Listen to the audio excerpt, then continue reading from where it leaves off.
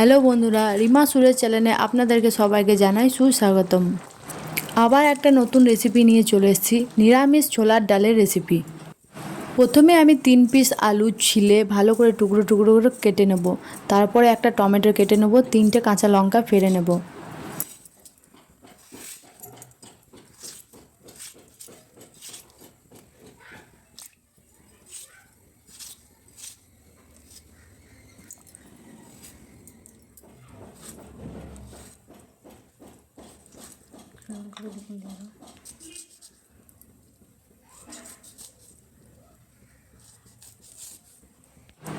সব কিছু কাটা হয়ে গেলে ভালো করে জল দিয়ে ধুয়ে একটা পাত্রের মধ্যে তুলে নিতে হবে।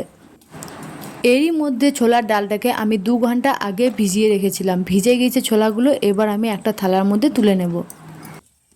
প্রথমে আমি একটা প্রেসার কুকার নিয়ে নিয়েছি সেদ্ধ করার জন্য। এরপর আলুগুলো, ছোলার ডালগুলো সব দিয়ে দেব।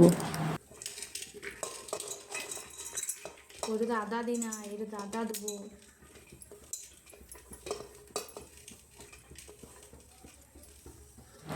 টমেটোর কাঁচা লঙ্কাটা এর মধ্যে দিয়ে দেবো।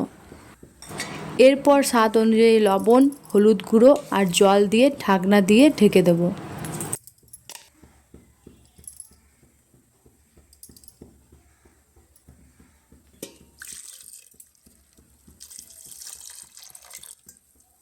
এরপর ওভেনটাকে হালকা আঁচ করে কুকারটাকে আমি চাপিয়ে দেব। সেদ্ধ করার জন্য 2টো সিটি হয়ে গেলে আমি কুকারটাকে নামিয়ে নেব।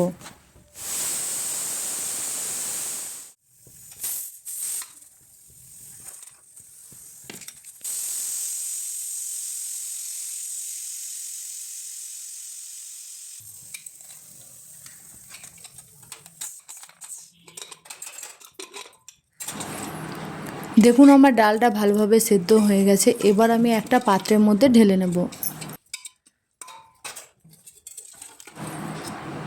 এবার আমি কড়াইয়ে তেল গরম করতে দেবো। তেল গরম হয়ে গেলে ফোড়নে ব্যবহার করছি গোটা জিরে, একটা শুকনো লঙ্কা, একটা তেজপাতা আর গ্রেট করা আদা।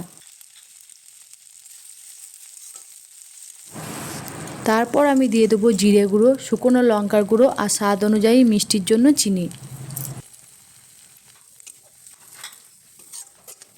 সব কিছু দেওয়া হয়ে গেলে ভালো করে নাড়াচাড়া করে নিতে হবে। তারপরে সেদ্ধ করা ডালটাকে দিয়ে দিতে হবে।